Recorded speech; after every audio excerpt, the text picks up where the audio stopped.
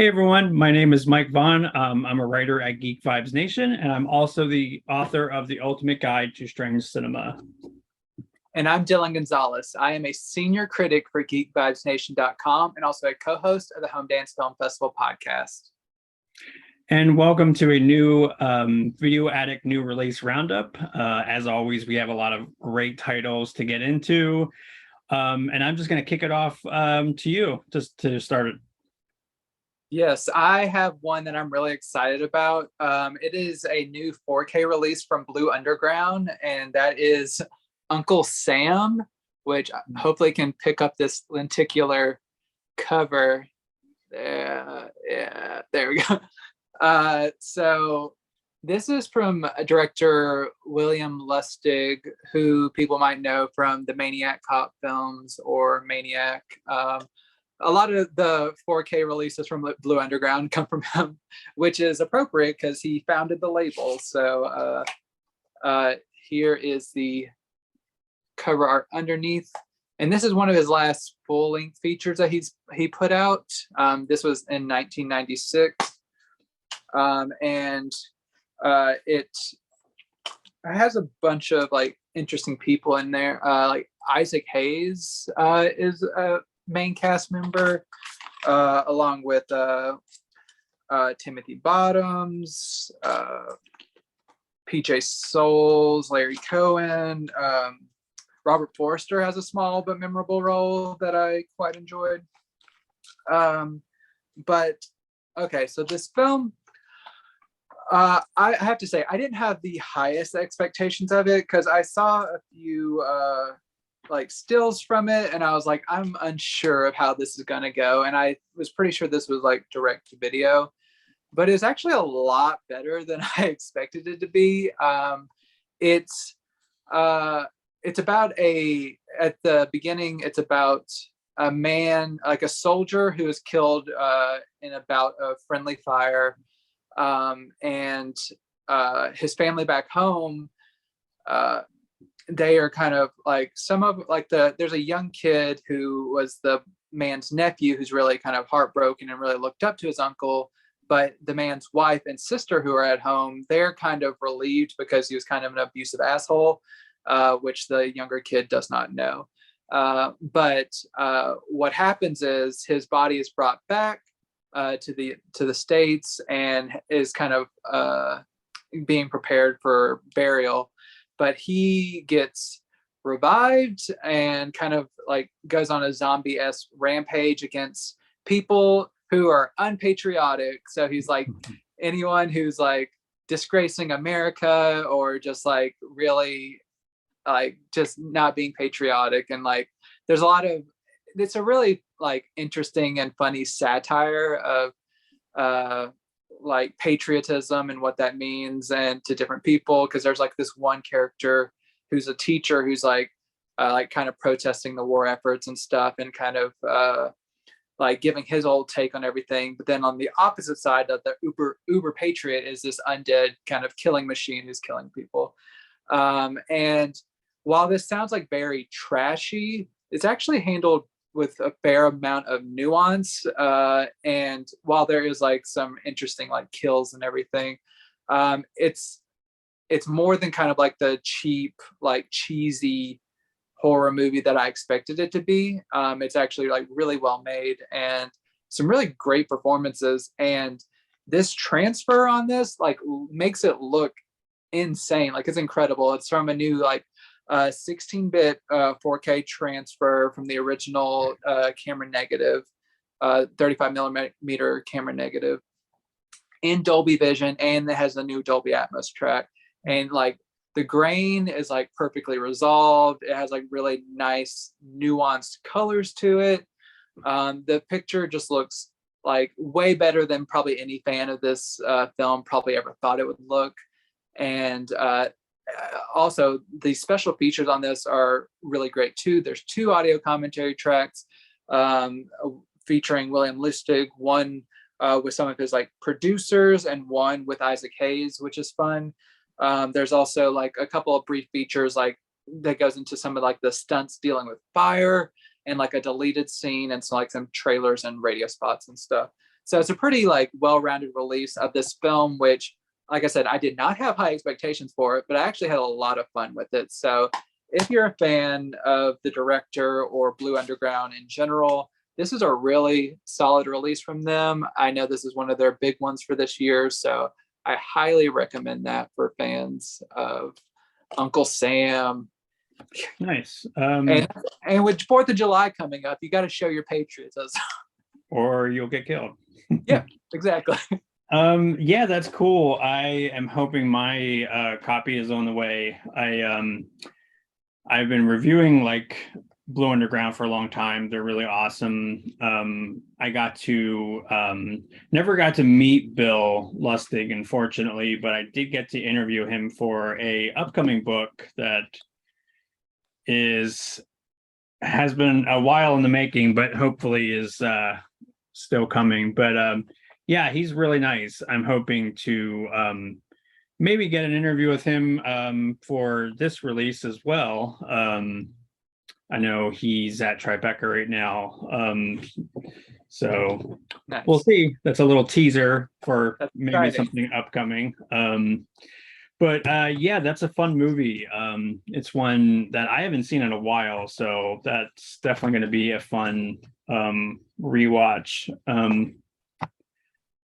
So I have, I guess for my title, it's a horror one and one that I was a little bit disappointed in, but that is Offseason. And this is from RLJE. And first of all, the packaging is always great. They always do a really fantastic job. So there's the back slipcover. That's the inside. Just like a little thing there. So yeah, okay. So I know you just reviewed this as well, right? Yeah, I first saw it like over a year ago when it debuted at South by Southwest virtually, and I knew I was kind of let down by it then, and it maybe played slightly better on a second viewing, but it still has some problems. Yeah, so Offseason definitely is a movie that looked really promising, and I think it's a prime example of a great trailer, but not such a great movie. So first of all, the things that I really enjoyed. So whatever you can say about Offseason, it certainly is extremely atmospheric. Every frame of this movie is well thought out in terms of crafting, a really haunting and yet really gorgeous outing.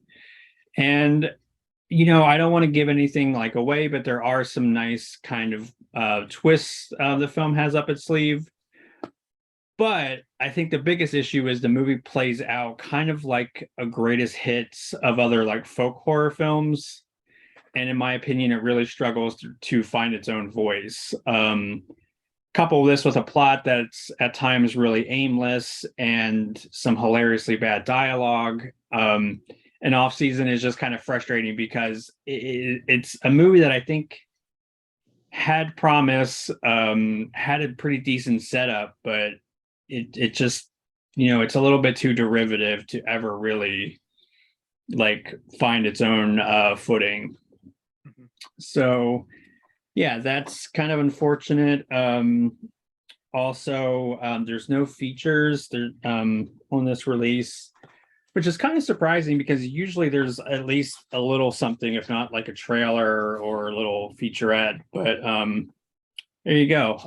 Yeah. I mean, it looks nice. It's whatever I have to say about the movie. RLJ does always put out a nice product. Mhm. So if you happen to like this movie or it connects with you more than it did maybe us, you still get a nice presentation overall. Again, this is a very visually palpable movie. So it looks great. It's a lot of it is like nighttime scenes, so you get like a really nice high quality sort of look in like darker film scenes. And yeah, it sounds great as well. So no features, as I said, unfortunately, but yeah, it's not what I would call spine tingling, but you know what? My spine was not tingled, but it had some decent moments. It's just, Yeah. as I said, it's just, I hate a movie that has promise, but it just doesn't ever feel like it really finds its own sort of voice. Like, have you ever seen that movie Burial Ground? I have not. Well, that was also put out by Blue Underground in a really Okay. fantastic 4K. I will make sure to also link that in the description. But it very much reminded me of Burial Ground, only this was done in the 70s and much better. And way more effective overall. So just watch that movie instead. Okay. So there you Gotcha. go. Yeah, I thought that one started off really strong and it was really creepy, but then as it reached near the end, I was like, I don't really feel like this movie has a clear sense of where it wants to go and everything. But I really did like the direction of it, and I think it like the person's next feature will probably be like it could be really strong if they kind of get a better script to work with and kind of channel all those visuals into something better creatively. Mhm. Yeah. Sticking along those lines, I know this is a film that you didn't particularly like. I think I liked it like this slightly more than you, but I wanted to give it a shot myself. It is a new release from Lionsgate, and it is called Escape the Field, which you had wrote about for the site. And so, yeah, I gave this one a shot. Show this off real quick. It's just it has a digital code that's not in there right now. So yeah, like I said, I like this slightly more than you did. It's still not like amazing or anything. The general premise is a group of people all wake up in a field, unaware of how they got there, and it's a vaguely kind of feels like a supernatural kind of sci-fi-ish premise of. You compared it to Cube in your review, which I kind of get that. It's just like a series of people trying to get out of this like huge like cornfield and with various obstacles. Like it's seemingly never ending. They keep walking and walking, it just never ends. And there's like little bit of clues for them to try to like piece together to figure out how they can get out of this field that they've just find themselves in. And that you kind of see them kind of losing their minds. Some of that is assisted through some like technological means. I won't spoil a lot, but there is some outside intervention with this. So the acting, I think, is probably the biggest issue with this. It's really inconsistent. Some performers, they kind of are tuned into the right frequency of this, and then others are just kind of more forgettable and don't really add a lot to the movie. I think the strongest bit is the premise. I like kind of like the puzzle solving aspect of this. It's kind of a reason I have a soft spot for something like Escape Room, because they're always like solving puzzles to try to not die, basically. So that aspect I really responded to, and just trying to like being invested in that mystery. I didn't like some of like the weird misdirections that they implemented. Like there's like a weird look from one of the characters at the beginning of the movie that's like, oh, I know what's going on, but it's just it never really panned out. It was just that person made that look for no reason. I was like, okay, that's inconsistent as hell, but okay, I'll just forget this. I the lead ladies, like the final girl, I think her performance is fine, but I think another actress probably could have brought more from it. Some of the side characters, especially Shane West, who I like pretty well from like his time on like Nikita on the CW and way back with A Walk to Remember and stuff like that, like cheesy romance, but I like it. Like he did a good job, like as a person slowly losing his mind, and I think he added a lot to this. So yeah, it's not a great movie, and ultimately the revelations that we get to aren't entirely unique.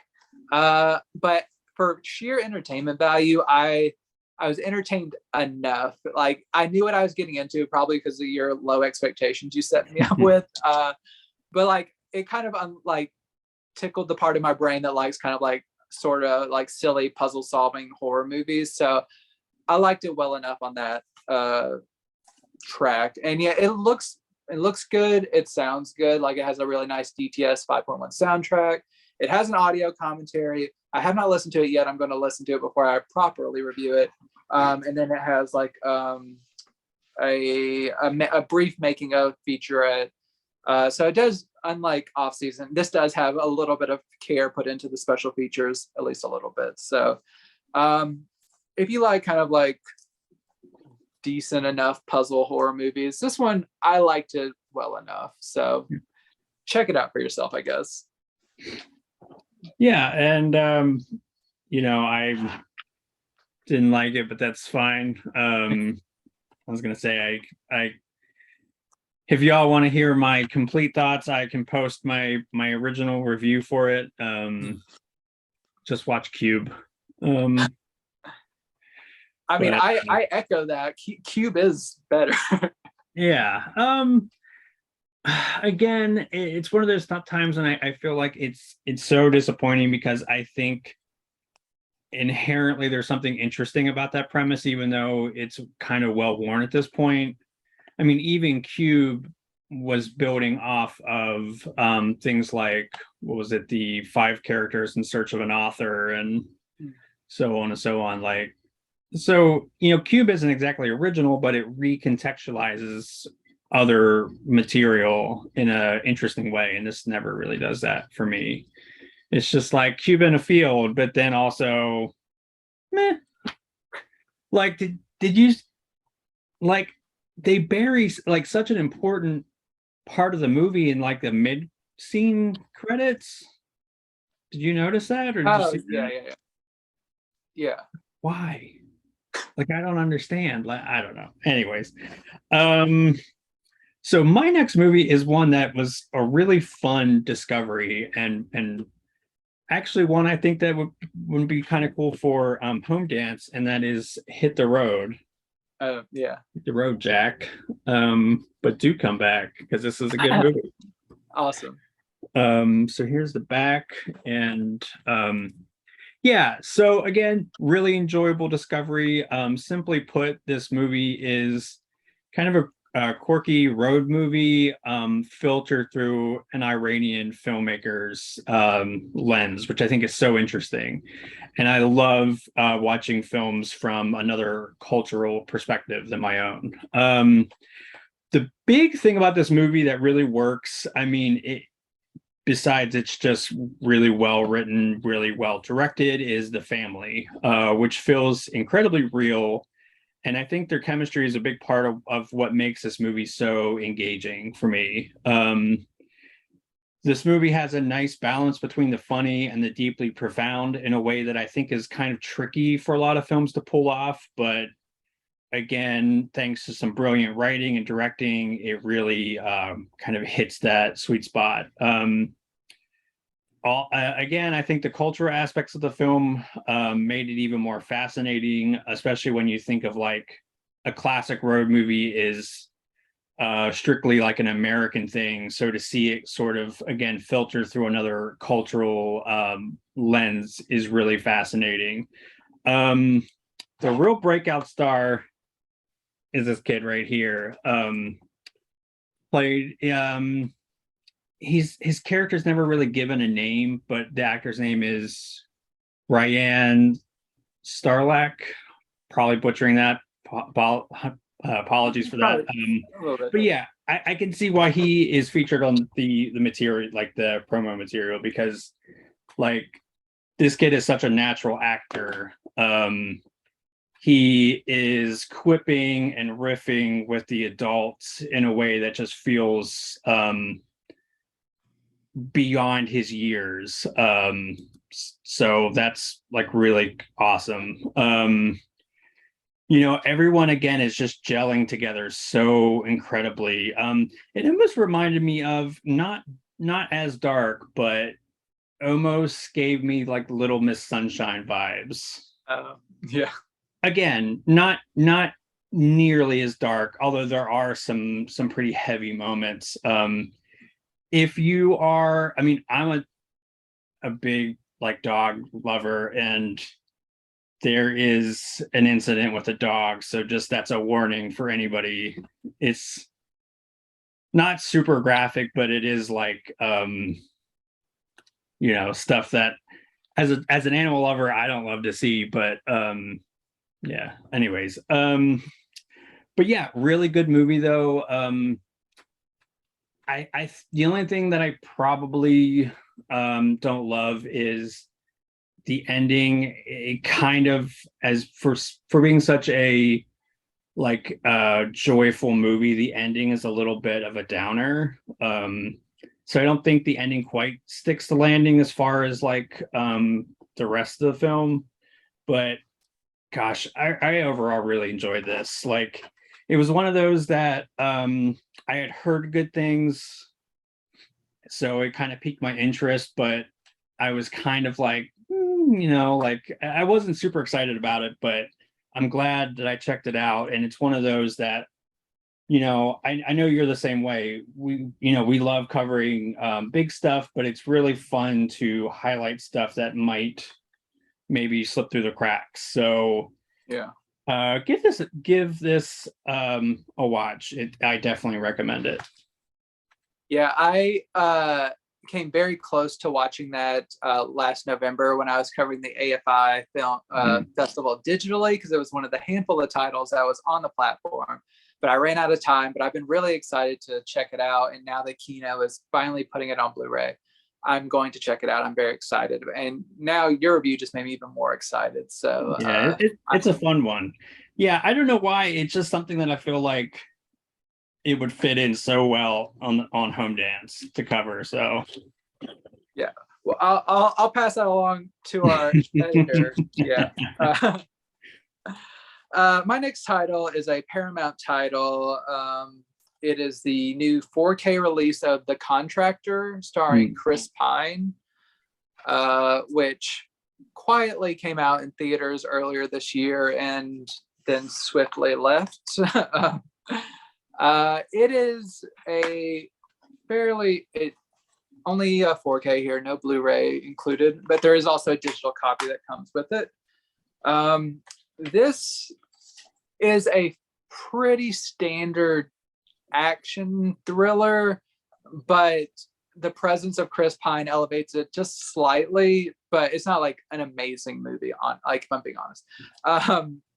It involves like Chris Pine is like a soldier / family man who is struggling for work, and he wants to provide for his kid and family and everything. And his best friend sees what's going on. He tells him about this job that he could possibly join them on this secretive mission that could be quick cash and probably wouldn't be too intensive. And of course the mission goes sideways, and he realizes the mission he's been hired on to is not exactly what he thought it was. And the people who hired him on aren't exactly the best people. And so there's that kind of conflict for the rest of the movie. So it's not anything you haven't seen before in the past. Like I said, Chris Pine, he elevates kind of this formulaic role to something better. And his friend is played by Ben Foster, who I really love. He's one of the best character actors I think working today, and I always really appreciate whenever he's given a role, and he makes the most of another kind of fairly standard role. Kiefer Sutherland plays a small but important role in this, but otherwise you're mainly just seeing Chris Pine being stealthy, trying to hide from the bad guys, and then ultimately taking them down, and gunfire and all that stuff. So also one of my favorites from Community, Gillian Jacobs, she plays his wife. So she's not really given much to do. She's the wife in the movie, so she's not really given much characterization, unfortunately. But if you just kind of want that standard formulaic like stealthy action movie, this one is good enough, but it's kind of forgettable, honestly. The presentation's really good. It has a nice 4K transfer with HDR and not Dolby Atmos, but DTS 7.1. So it's almost there. It's a really solid soundtrack. No special features, just the movie, the digital code. That's it. So if you're a Chris Pine fan, sure. If you're kind of tired of action movies, then there's not really a lot to entice you with this one. Yeah, I mean, if you're pining for Chris Pine, there you go. Exactly. So that's actually a pretty good segue into my next film, which is an action film, Assault on Precinct 13. Now, have you seen this, or have you seen the original? I've seen this. I was so excited about this movie when I was a teenager. I was like, went like, I'm pretty sure like opening weekend. I don't know why I was so jazzed about this, but I was like, I cannot wait to see this movie. And I'm pretty sure I liked it. I don't remember a lot about it, but I really was so freaking amped about it. Yeah. It's really interesting, especially when have you seen the 70s film, the Carpenter film? I haven't seen the Carpenter film, no. Yeah, so I will say that, and I'm going to try to talk about both sort of vaguely because I don't want to give away. There's a lot of really cool twists in this that, again, I don't want to give away. But I have to say, this is a rare time when I think the remake is better than the original. So I love Carpenter. We are Carpenter stan around here. Even got to meet him. I'm a big fan, obviously, but yeah, he was still really learning his craft when he made the original Assault on Precinct 13. And so it's very rough around the edges. Like, it's basically kind of a by the numbers action film with a few sort of caveats that make it interesting, that kind of give it that Carpenter sort of feel. But yeah, it doesn't really have the sort of flourishes that Carpenter would like later go on to do. Like, I think this might be what he did right before Halloween, and then of course exploded. Yeah, what makes this movie better, I think, is it just has more depth in character, and the story is changed. I mean, the basic setup is the same, but it's streamlined in a way that I think is more interesting, and again allows for a little bit more nuance and depth than the original. The characters are great. I'm not a controversial, but I'm not a big Ethan Hawke fan. No, I will not hear this, because I was gonna say, like, he's like one of my favorites. I love him so much. Okay. Yeah, I mean, listen, disagreement. That's fine. He's in this. He is given his all. Lawrence Fishburne is great. Like, this is kind of like post Matrix Lawrence Fishburne. I'm loving it. John Leguizamo's great as always. It's really, the action sequences are great. There's some fantastic practical effects. Like, at the beginning, I don't know if you recall this, but there is like a shootout at the beginning. There's this like headshot that it wasn't done by Tom Savini, but it looks very Savini-esque. Nice. Like that old school like squib kind of, which you kind of really don't see too much anymore. It's a lot of CGI, but yeah, so this movie is not perfect. There are some, it's hard to say because some of my grievances are with the twist at the end, so it's hard for me to really get into in detail. But yeah, I just think it's overall it's an improvement on the original. It's a pretty fun action film. It's a little by the numbers. it's kind of like you said about how like that cast kind of elevates it to something a little more interesting. So highly recommend it. So this comes from Mill Creek. And I know that they're shall we say spotty when it comes to transfers.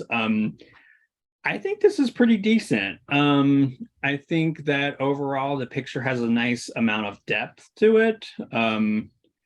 I mean, I think some of the issues that I had with the print is maybe coming from more of like how it was filmed rather than the transfer itself. But yeah, overall, really good. I mean, unless we are going to see maybe like a 4K of this someday, I think that this is pretty solid.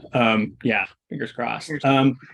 Yeah, so this was a fun watch. I hadn't seen this in a while, so it was nice to kind of revisit it. And did you say you haven't seen it since it first came out? I maybe saw it like a few years after it came to DVD, but I know this movie's pretty old, so it's been a while since I've watched this. Yeah, it's definitely worth you know, a rewatch. It's kind of, I mean, it would be interesting, especially if you haven't seen the original Assault on Precinct 13, like a double feature of the old one and the new one might be interesting. Yeah, I've heard like that there is a new 4K restoration of the original floating around, so I'm hoping that makes it to the disc sometime soon. So fingers crossed, maybe I'll do that then, and yeah, there you really, go. really have a good time. Yeah. My next movie comes from a label that I don't believe I've ever watched anything from before, but this is from Epic Pictures and is a movie called Midnight, which is a South Korean thriller, which I will say there are a lot of flaws with this movie, but I really, really enjoyed it. I recognize that there are flaws with this. So the basic premise of this is, so it follows this guy right here. I have not watched it, but I know he is an actor who is on Squid Game. And he plays a serial killer who is like killing young women. And he's just kind of like a mild-mannered dude, and is just kind of, no one kind of suspects what he's doing. This girl right here, she is a deaf woman who one night she and her mom are like coming home from like dinner, and she stumbles across like an alleyway where she sees one of the guy's recent victims. And the guy is still nearby in a van, kind of like watching her and being like, okay, if she like goes to inspect this girl, she's gonna die. And of course she goes to inspect the girl, and then like the rest of the time is kind of like him pursuing her. But the first time he pursues her, he's wearing like a face covering, like a mask and a hat and stuff, so she doesn't really know who this person is. And then like the rest of the movie is kind of like it's kind of like really tense because she doesn't know who the guy is, and like he tries to kind of like integrate himself into her life in different ways. I don't want to really like spoil too much, but I'll just say this takes place within like a day, so it's not like, it's very on the edge, like pulse pounding thriller. So the first 40 minutes of this, I could not look away because I was like I was just so gripped. I was like, what is going to happen? And like things kept escalating and like developments kept happening, and I was like, oh dear God, this is unbearable. After that, I will just say there are some plot contrivances and just like character decisions that are supremely dumb. And like the police in this movie are really like written to be like elementary school, like intelligence levels, because they just let certain things slide that you should just be like, what is going on? So there's like a lot of times you'll just be watching this movie and you'll be like, what, why? You'll just be screaming like, what is going on? Nevertheless, I did enjoy like I kind of gave in to that impulse near in the second half of just like, oh, okay, this isn't really a smartly written movie. They're just like making characters make dumb character choices, which extend the plot. So that's kind of disappointing compared to the first like really tight 40 minutes, which were really great. But like, it's still entertaining. I would say like it's entertaining, but it's not great like I thought it was going to be when it started out. So just go in knowing that you are going to be screaming at the television with a lot of like these character choices, but it's still like on the surface a very entertaining movie. So yeah, this comes surprisingly, it doesn't come with a lossless soundtrack. It comes with a Dolby Digital 5.1 instead of a DTS, which like it's not terrible, but it's like it's 2022. Blu-rays usually come with lossless audio, so that's weird. The other thing is these subtitles are the type of subtitles that I think it's called like SDH, where they like describe everything that's happening. So it's like door creaking and stuff like that. Like it'll show that instead of just the words, or like noise from afar. And you cannot change it any other way from the English setting. So it's either that in English or just like you have to know Korean. So that's kind of a bummer because I do kind of get distracted by the like notes like that. But I looked past it and I still enjoyed the movie. The special features, all they have are like 3 different kind of like distinct trailers. But I think the movie itself is, if you're okay with kind of plot contrivances, is very worth a watch. Midnight, I think it played at Fantasia Fest last year, I believe. And yeah, it's pretty solid movie. It was so close to amazing. It was so close. Nice. Yeah, I remember seeing that. I didn't actually watch it at Fantasia, but I remember seeing it on the lineup. So that's cool. I'll have to check that out. So my next one is also another Mill Creek title, and that is King Ralph. And this is their kind of classic rewind sort of thing with the packaging, which I really like. With the in the back, which you can see the videotape, which I think is pretty cool. So there's some different artwork, because you can see there, no reversible art. So this was interesting. First of all, have you seen this? I have not. It's always been one of those things that I'll see on HBO and I'm like, I'm going to watch that someday. And it's been 15 years since I've started that tradition. Yeah, so the plot is very, very one note. It is, what if a working class American became the King of England? And what if that was John Goodman? Of course. Which is such a 1990s thing.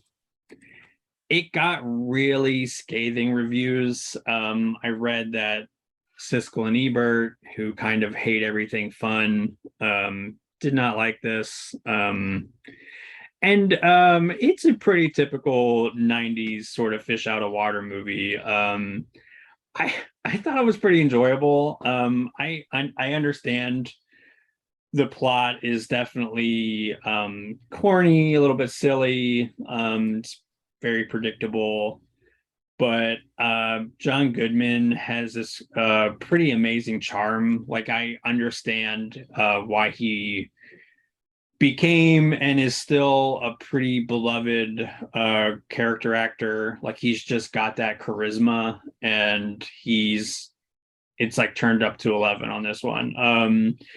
Also, you have Peter O'Toole, who, despite being, Peter O'Toole, does not phone this performance in. He's giving it his all. It seems like he's having a fun time. And then you have John Hurt, who's playing the villain, and also having a really good time. Fun fact, they had a Burger King tie-in for this movie, which I think is pretty smart. Yeah. And it made me want Burger King, so it's still working. The legacy lives on after all these years. Yeah. It's, again, it's not high art.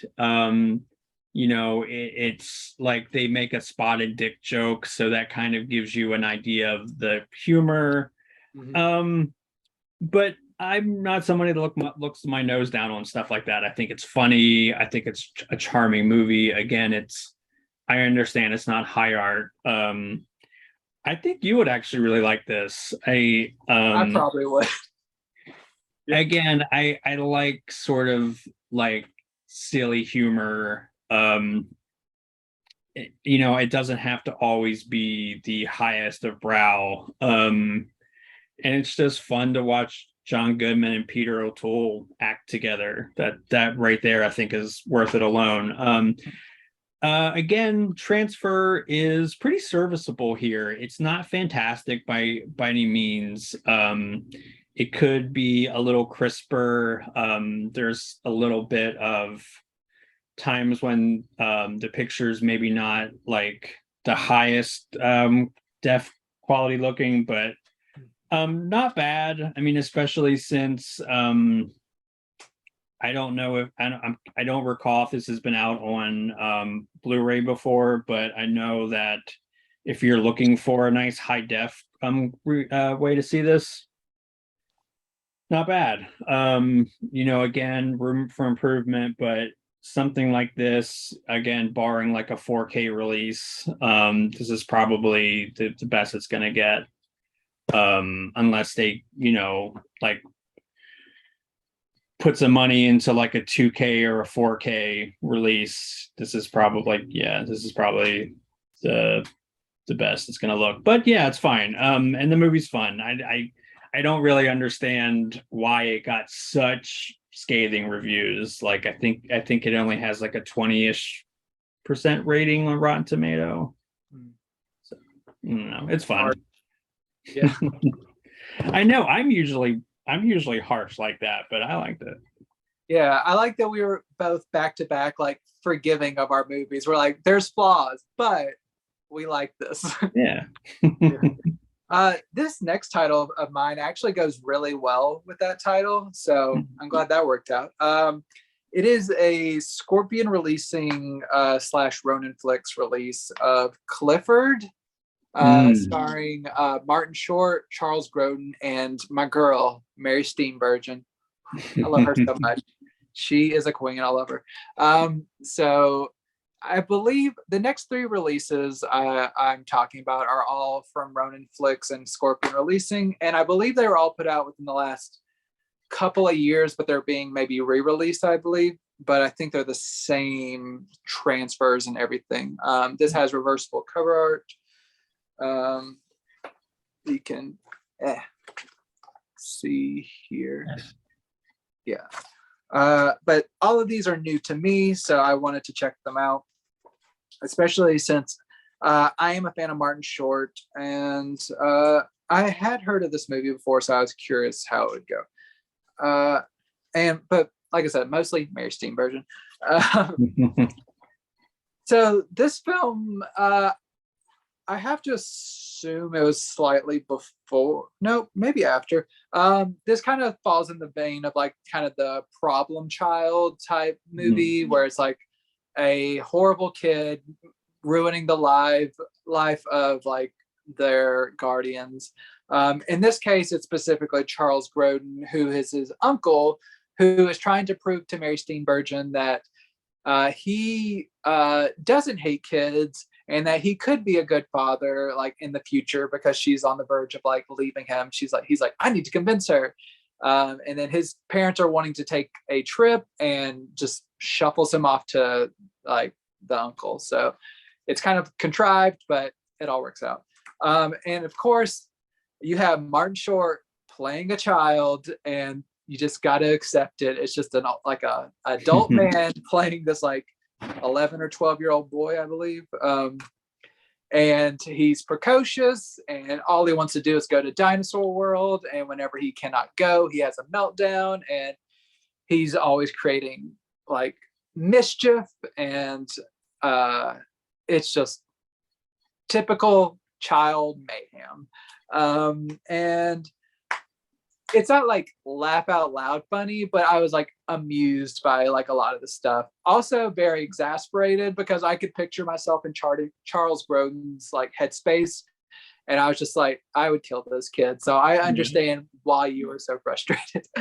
There's also Dabney Coleman plays like a like creepy like Me Too boss before there was Me Too, who's like doing some unsavory things towards Mary Steenburgen, and but that was comedy back then.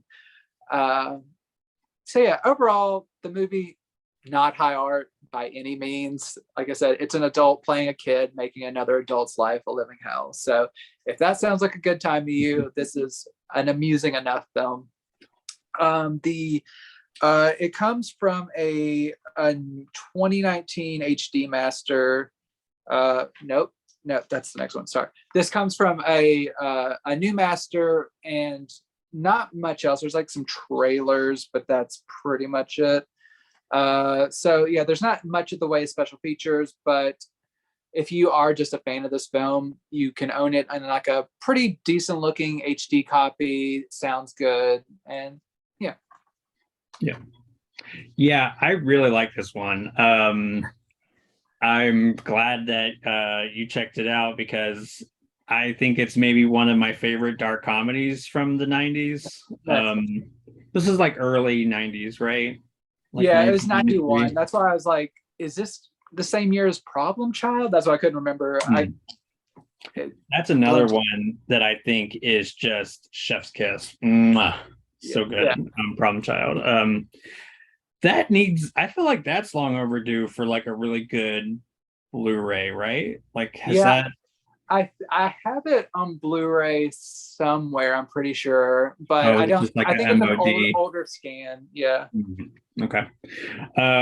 Yeah, it's a good one. I think that I love the fact that at the end, this isn't really a spoiler, but like Charles Grodin really doesn't end up warming up to him.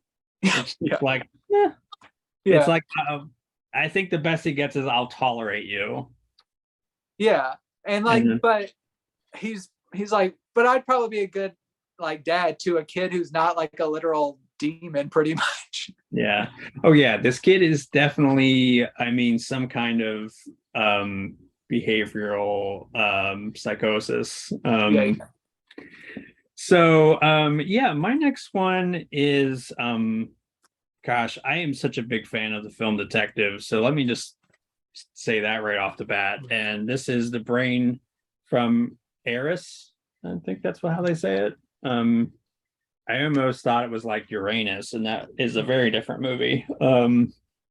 This was in our sci-fi collection. That was our first giveaway, but it was on DVD. Yeah, that's right. And so I had never seen this movie. Have you seen this? Okay. So I have a huge soft spot for 50s and 60s sci-fi. And this movie is great. Like it kind of has that right amount of cheesy, like it's cheesy, but it very much kind of is in on its own joke. This movie is pretty breezy at only 70 minutes. So it's really decently paced. I think it's interesting because it has a female protagonist that is a little bit more proactive and has some agency. As good as that could be in the 50s, I'll say. You know, but yeah, it's fun. It's got a dog that gets possessed by an alien, Nice. which is always something. This is kind of a deep cut, but they show a clip from this at the beginning of Ernest Scared Stupid. Have you seen that one? It's by far my favorite like Ernest movie, and it's also probably one of the only movies that made me frightened as a child. Yeah, those trolls are very effective. I think the Kyoto brothers did that. But anyways, yeah, so this I believe probably because it's public domain, that was part of that clips at the beginning of the Like Nice. there's a really infamous scene of him like fighting this giant like brain that's like not so subtly superimposed on the film. So it's great. John Agar's in this, and he's pretty legendary for his like sci-fi films, and I think maybe westerns too. And then I believe he ended up marrying Shirley Temple. Okay. There's that. Yeah. This Ballyhoo did some really great features on this. Fantastic audio commentary track, which includes so Joyce Meadows participated a lot in this release. So it's always so fun to have like that first-hand kind of account, and then you have like somebody like Tom Weaver that is such a undisputed legend, like as a film historian. I also kind of wanted to give a shout out to like Film Detective has a streaming platform that's really awesome. I've been checking that out, and I'm going to be doing a video on that shortly. And this also has a booklet. Oh, cool. That is really nice. Show off there. Has that sort of like new booklet smell. So good. You all know what I'm talking about. I'm not weird. Yeah. Yeah. So I mean, as you can see, like, I mean, some really nice. That's the giant brain, by the way. Lovely. So it's a lot of fun. Again, the transfer is really well done, I think. It does have a little bit of like artifacts and scratching, but you can kind of tell that this is like doesn't say if this is a new 2K scan, but it definitely looks like a new kind of restoration. Like it's certainly a lot better than like I think any previous home video release. It's very crisp and clean. Again, is it perfect? No. Is it a movie from 1957? And that's probably the best elements they had to work with. Yeah. But it's really good. Again, the movie's fun. I don't think I need to apologize for it. If you like 50s schlocky sci-fi, it's great. And I think that it sort of is partly in on its own joke. So it's a nice amount of serious, but it knows it's campy. It knows it's a giant brain movie. So it kind of has fun with it, which is what I love about it. So I very, very highly recommend this. Awesome. I'm kind of continuing down the same path I did with my last one, with kind of silly, cheesy comedy, and that is the Scorpion / Ronan Flicks release of The Heavenly Kid, which this one is basically your typical like kind of guardian angel type movie. In the beginning, this stars Lewis Smith, Jane Kasmerick, who people probably know from Malcolm in the Middle, Jason Gedrick, and Richard Mulligan. So this character right here at the beginning, he dies in a car crash because he's drag racing and is kind of stupid and reckless. And then he comes back and he kind of has to like figure out the nuances of like being in the afterlife, basically. But when he comes back, it's kind of been like 15 years, I would think, 15 or so years. And his girlfriend, who he had at the time, is now older, and she has a son who is played by this guy right here. And he is kind of tasked with helping this guy through his life. And like, he's kind of like this nerdy dude, and he's trying to teach him how to kind of like have self-confidence and win the girl and all that stuff. but he's also not the best role model himself because, like I said, he did get himself killed in a car crash drag racing. So it's kind of like a dual learning experience of like the younger kid, he's learning about himself, and the angel is learning about himself in the process of helping someone else. So there's kind of all the typical tropes that come with like this kind of movie. Like you'll see like the kid, he'll be like riding like shotgun in a car, and like a couple looks over and it looks like the car's driving itself. So there's like that kind of gag. And because no one can see the angel. And just general like amusement like that. It's like I said, it's not the most hilarious movie, but it's kind of like right in like the high concept wheelhouse that kind of speaks to me. Like I just kind of like this type of movie for some reason. Like this isn't nowhere near this level, but movies like defending your life with like Albert Brooks, which is out on the Criterion Collection, that's a lot of fun. Whereas like I just love like Afterlife Tales and all that like bureaucracy and stuff, like Beetlejuice, Yeah. stuff like that. So yeah, this one, it's fun. It's fun to see Jane Kasmerick. This comes in a new 2019 scan. It was scanned in 2019. It looks really nice. I was actually surprised by how nice it looks because I'm used to some of these like forgotten 80s comedies just kind of being like thrown on a disc and being like, it's good enough. But it actually looked like it had some like care put into it. So that was nice. It has new interviews with two of the stars, Lewis Smith and Nancy Valen. It comes with a new audio commentary track from the director, along with like a trailer and stuff. So there's, like I said, some care put into this release. It looks nice, sounds good. Got an audio commentary track. And so if you like kind of the like high concept 80s comedies, this hit that sweet spot for me. So I enjoyed it. So maybe you would too.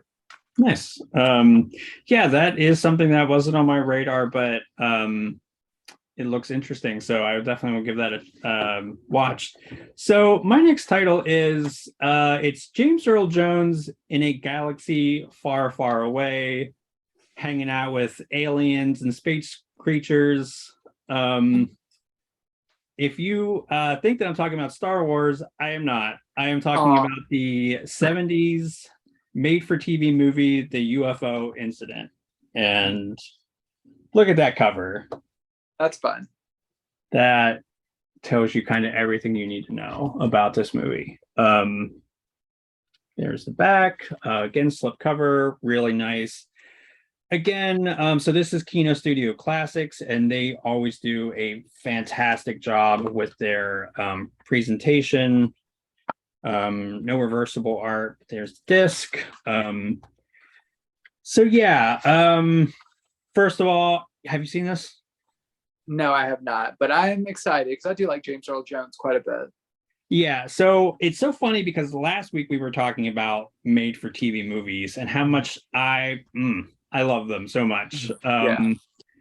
And the cheesier the better. Like, bring on that cheese. And here we go. So this is a kind of retelling of a supposedly true UFO incident with Barney and Betty Hill that I believe took place in the 50s, late 50s, maybe early 60s, somewhere in that time frame. But yeah, so it is pretty cheesy. Again, it has that right amount of like made for TV cheese, but it really has this like, as kind of schlocky as it is, it has a real sincerity to it, and like everybody's playing this like it's Hamlet. James Earl Jones, Estelle Parson, that's an Oscar winner and an Oscar nominee together. So it's pretty awesome. If you were wondering, James Earl Jones is the nominee, Estelle Parsons is the Oscar winner. And she's kind of most famous for playing Roseanne's mother, I think. Roseanne. I was never a big watcher of that show. I gotta be honest. well, then you can get out right now. I'm just kidding. Yeah. Yeah, it's so unfortunate that Roseanne's the way she is now, but I didn't know that back then and enjoyed the show when it was Yeah. on. But anyways, yeah, the big part of it that I think makes this movie awesome is the chemistry is really there. Like James Earl Jones and Estelle Parsons really work very well together. There are some moments where they're kind of having they're being hypnotized to remember their UFO incident, and they Okay. just go like batshit crazy, like acting, like it's turned up to like Nicolas Cage level of acting, which I love. Good. Like it's Good. amazing. Yes. Again, it's weirdly kind of slow in parts and it drags a little bit. But of course, when you get into like the aliens and everything, it really picks up. The creature design is not bad. I mean, there's like a picture of one of them, so that kind of gives you an idea of what they were working with. But Mhm. again, that's part of the charm of it. I would be a little bit disappointed if they were like Stan Winston created amazing looking aliens. Yeah, this has a really fantastic commentary. It is a feature length documentary on this, and both are really great. The commentary is fantastic. Like I, it was one of those like, so I watched this over the weekend. I ended up watching it and then rewatching it later with the commentary track, and it was a lot of fun because, of course, you get so much great info and context that I think like well, if I would watch it a third time, which I probably will sometime, it definitely I think makes it like a richer experience having all that kind of information. So I'm really excited because I know next month for Kino they're going to be doing a slew more made for TV horror movies. Yeah. It's a lot of like nature run amok, which love so much. Yeah. Hopefully I'll be covering those, but definitely put those on your radar if you dig these kind of movies like I do. So yeah, really, really good stuff. You stole my tidbit I was gonna add. Yeah, there's some really Sorry. exciting like there's movies about bees, there's movies Mhm. about ants. You're just like you're Tarantula. set. You're good. Yeah, there was like the giant spider movie, right? Like the Yep. tarantula. Um, I have to be really careful when I watch that. My husband is like petrified of spiders. So Oh, mm. yeah. Yeah. Give them due warning, okay? Yeah. My final title is one I had actually never heard of, which I'm surprised by considering who directed this. But it is the Sam Peckinpah, The Killer Elite, Mm. with James Caan and Robert Duvall, which I had a really good time with. It is not exactly what I expected it to be, but it is really like a lot of fun and really well made, of course, as you would expect from Sam Peckinpah. Uh, so this starts out with like a warning saying that the agencies depicted in the film are not real agencies, but they're like kind of like it's like kind of tongue in cheek, but like saying like, but the government they could probably do stuff like this because it's like basically talking about agencies that hire like assassins to take out people. So they're like the government doesn't do this, but they're probably doing this. So it's like kind of like a tongue-in-cheek thing from Peckinpah, which I found amusing. But Robert Duvall and uh, James Caan, they start. They're partners in the beginning, and one of them. This isn't a spoiler because it's like right at the beginning of the movie. But Robert Duvall, his character, kind of turns on James Caan, shoots him in the leg to kind of like force retirement upon him because he still likes him, but he's like being a traitor. But he forces him into retirement, and James Caan kind of has to recover from this injury and find his place in his agency while contending with the fact that his friend betrayed him. And along the way, he ends up kind of getting back into the action when he's hired to, or like tasked with protecting this like Chinese family who is being targeted by Robert Duvall's character. So it's like they're kind of coming back on opposing sides later on.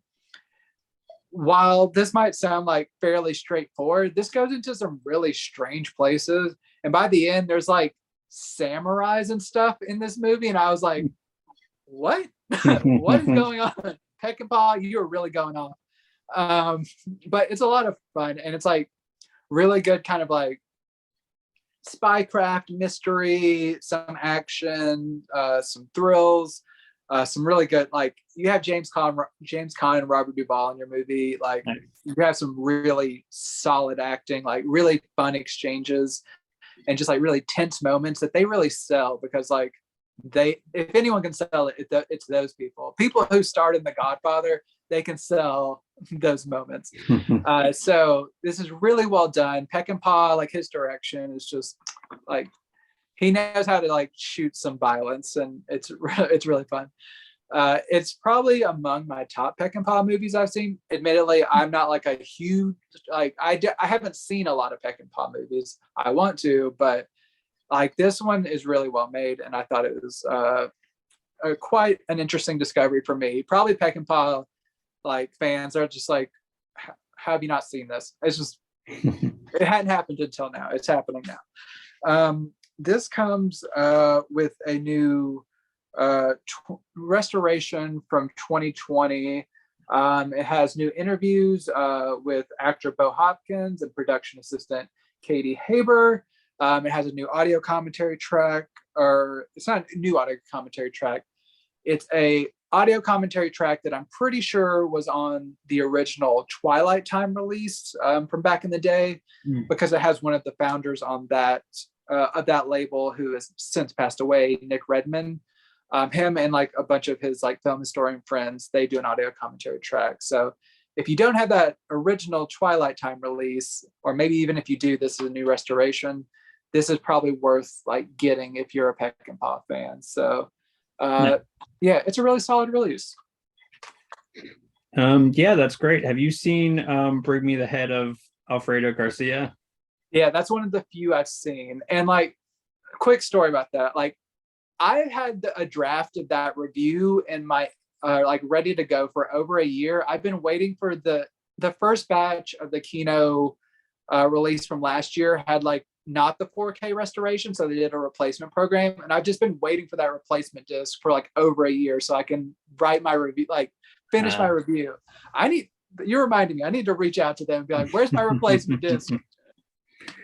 Yeah, that's great though. I mean, as far as like that, I am also by no means a huge Peckinpah guy. Like I've seen probably like the really famous ones, but that one also kind of flew under my radar. So I'll definitely have to check that out. And so my final one is one that I think I was kind of most excited for. I am a huge Stanley Kubrick fan. So we have Killer's Kiss, which is his second feature film, Kubrick's. And so this is the 4K slipcover and the extras.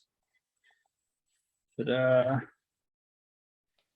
So it's also worth noting that sometimes you get a Blu-ray disc as well. This does not come with that. It just has the 4K disc. So that's something to be aware of. But if ever there was an excuse to get a 4K player, you know, this is definitely a contender, I think. So this is a really interesting film because it marks a really a weird kind of period in his filmmaking. It would be like the last time that he would privately fund a film. it would also mark the last time that he worked on something that was sourced from something completely original. This movie is basically about an American boxer that gets mixed up with this woman named Gloria, which, like any good film noir, kind of leads to all kinds of trouble, particularly with the mob. So this is a pretty, again, typical B film noir. However, Kubrick really elevates the material with a lot of flourishes and some really interesting storytelling devices. I think that so it's interesting to note Kubrick, before he was a filmmaker, was an award-winning photographer. So that is why his movies are so visually just splendid. And this really has some excellent film noir cinematography, like that really stark, harsh black and white, key, like heavy on the key light kind of moments. It's a really fun film though. There's this really standout scene at the end where they're in this like creepy mannequin factory. And I was looking at the trivia, and one of them was, he uses like one of like the mannequin parts as a weapon, which is something that Kubrick would do in A Clockwork Orange much later in his career, in a pretty infamous scene in Clockwork Orange. But yeah, so okay, this isn't really one of my favorite Kubrick films. It's really good, but I think that he really came on into his own in his next film, The Killing, which I think is just such a genius. Like, I guess this was kind of technically sort of past the classic noir movement, but so I guess maybe consider like a neo noir. But anyways, this is definitely one that I think if you're a Kubrick fan and you're a completist, you want all of his stuff in the best quality. This is certainly worth getting. This was previously released as a bonus for Criterion. Oh, there you go. Yeah, I was getting my copy. It's like a special feature on this. So yeah, and that was that standard def? Yeah, this is just a Blu-ray. I think it was an HD, but Okay. it's a restored high definition transfer. But Yeah, this is 4K, so it's blows it out of the water, I'm sure. Oh yeah, like it's maybe one of the most jaw-dropping recent 4Ks that I've seen, just as terms of like comparing the quality. It is a little bit overly grainy, which does not bother me. I know that it's probably because they're working with like older film material. This was from 1955. There's this really interesting scene where like it's like in like a boxer's ring or something, and like he's like superimposed over this, like obviously it's like B-roll footage, but my point is it's so clear that you can really tell the divide between like him not actually being there and like the material that was shot and being superimposed on. It's really fantastic though. It's again has a really nice contrast. The black and white doesn't look like too blown out, nor does it look too muted.